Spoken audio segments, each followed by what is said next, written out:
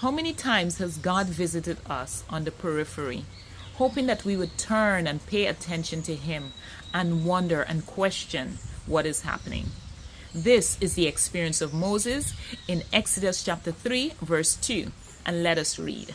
It says, "And the angel of the Lord appeared unto him," that is Moses, "in the flame of fire out of the midst of the bush. And he looked, and behold, the bush burned with fire, and the fire was not consumed.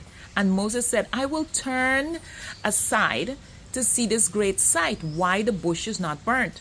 And when the Lord saw that he turned aside to see, the Lord called unto him in the midst of the bush and said, Moses, Moses. And he said, Here am I."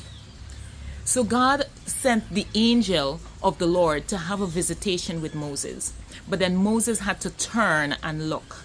If we apply that into our lives, how many times has God presented a situation or time and circumstance in our lives just to get our attention so that He can give us further direction, so that He can give us further instruction, so He can lead us to our life's purpose, so He can lead us to situations, to solving of problems, so He can lead us in the way that we would go. But then we were either afraid to look or we neglected to look. I want us to take wisdom from this life with Moses, where the angel visited Moses, but never did he call for Moses' attention until Moses turned and looked, until Moses himself decided that I am going to pursue what I am seeing.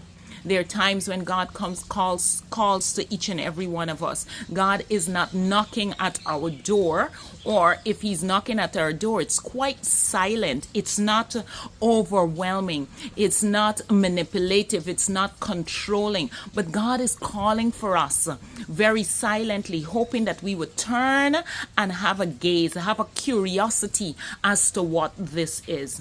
I hope that each and every one of us would turn, open our eyes, look and say, what is it, Lord? What are you saying to me? What can I learn from this experience? I believe that we would all be blessed. I'm Neighbor David from Halftime Promises.